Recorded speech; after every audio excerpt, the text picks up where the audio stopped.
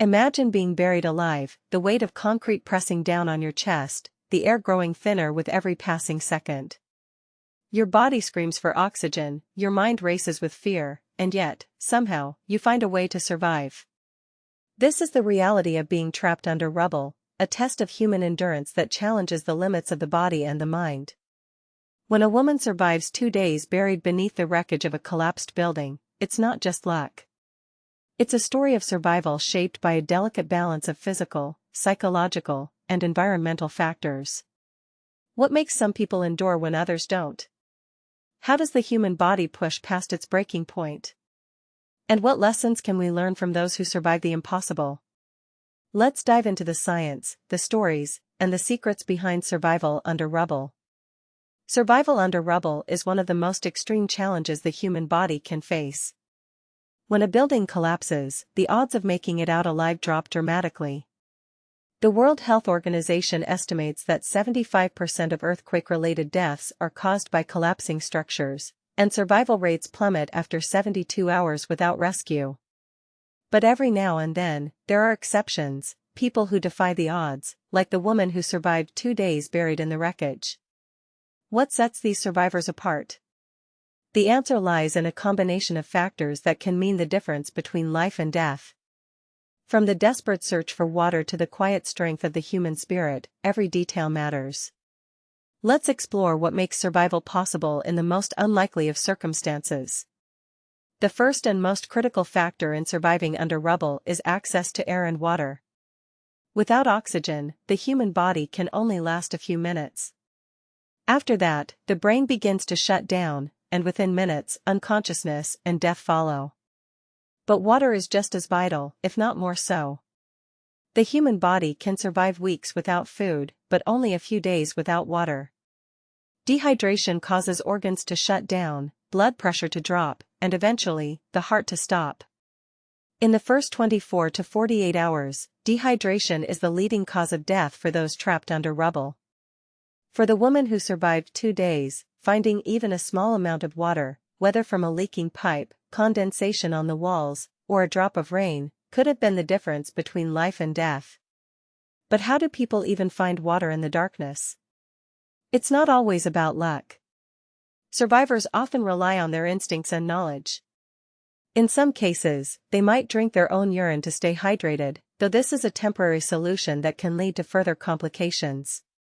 Others might use their hands to dig through debris in search of moisture, or they might wait for rain to seep through the cracks in the rubble.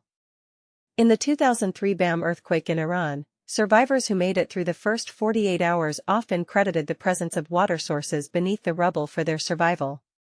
In some areas, water from broken pipes or underground aquifers seeped into the wreckage, giving trapped individuals a lifeline.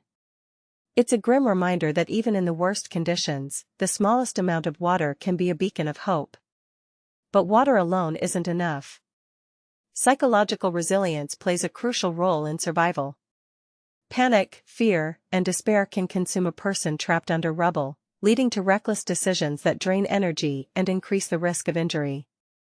On the other hand, those who remain calm, focused, and determined are more likely to conserve energy, avoid panic-driven mistakes, and find ways to survive.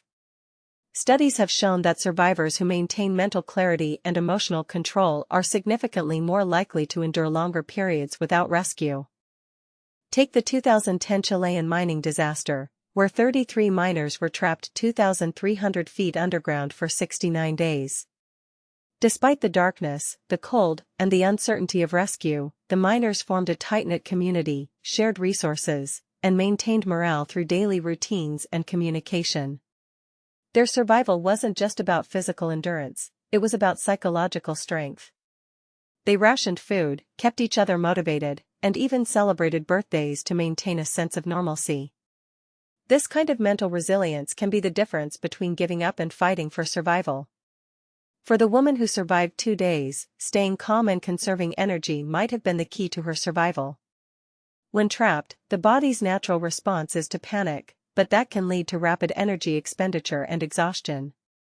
Survivors who take deep breaths, focus on their surroundings, and avoid making desperate moves are more likely to make it through the critical early hours.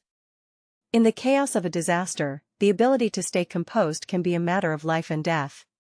But even with access to air, water, and mental strength, the physical structure of the rubble itself can determine how long someone survives. If the debris is unstable or shifting, it can crush the survivor before rescue even arrives. On the other hand, if there are voids or escape routes, it might give them a chance to crawl out or signal for help. The stability of the rubble depends on the type of collapse, whether it's a complete collapse that leaves no space to move, or a partial collapse that creates pockets of air. In some cases, rescuers use advanced technology to locate survivors trapped in unstable rubble.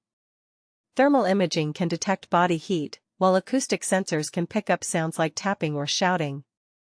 These tools are crucial in the early stages of a disaster, when time is of the essence. In the case of the woman who survived 2 days, the stability of the rubble might have played a role in her survival.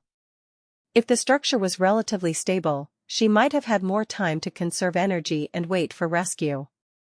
But if the debris was shifting or collapsing, she might not have made it past the first few hours.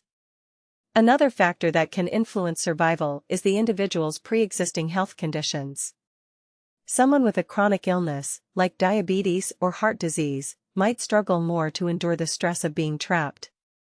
On the other hand, individuals with strong physical health and no major medical issues are more likely to push through the challenges of survival. In the 2010 Chilean mining disaster, the miners had varying levels of health, but they all managed to survive because they worked together and supported each other. For the woman who survived 2 days, her own health could have played a role in her ability to endure. If she had any pre-existing conditions, they might have made survival more difficult. But if she was in good health, her body might have been better equipped to handle the stress, dehydration, and lack of food. It's a reminder that survival under rubble isn't just about the environment, it's also about the individual's physical and mental preparedness. But even the most resilient survivor can't survive without help. Rapid rescue operations are crucial in extending survival odds. The longer someone is trapped, the higher the risk of injury, dehydration, and psychological trauma. In many cases, survivors who are rescued within the first 24 to 48 hours have a much higher chance of survival than those who wait longer. Advanced technology has revolutionized rescue efforts in recent years. Drones, robots, and sensors can now detect survivors in rubble that was once considered unreachable. In the 2010 Chilean mining disaster, rescuers used a specially designed drill to reach the miners after 69 days. The hole was only 12 inches wide, but it was enough to bring food, water, and eventually, the miners to safety. This kind of innovation is changing the way we approach disaster response. For the woman who survived 2 days, the speed of the rescue likely played a role in her survival. If rescuers arrived quickly, she might have had a better chance of making it out alive. But if they were delayed even by a few hours, the risk of complications could have increased dramatically. It's a sobering reminder that every second counts when it comes to saving lives in the aftermath of a disaster. So what can we learn from these stories of survival? The truth is, surviving under rubble is not just about luck, it's about preparation, resilience, and the right conditions. Access to air and water is the most critical factor, but psychological strength, structural stability, and rapid rescue operations also play a role. In the case of the woman who survived 2 days, it was likely a combination of these factors that allowed her to endure. The most important takeaway is that survival under rubble is not just about the individual, it's about the systems in place to support them. From emergency preparedness to technological advancements in rescue operations, every detail matters.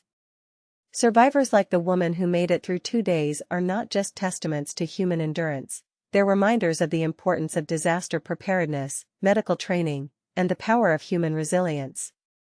In the end, survival under rubble is a story of hope, strength, and the human spirit's ability to endure. It's a story that reminds us that even in the darkest moments, there is always a chance for survival. And while we may never know exactly what happened in the case of the woman who survived 2 days, her story is a powerful reminder of what it means to be human.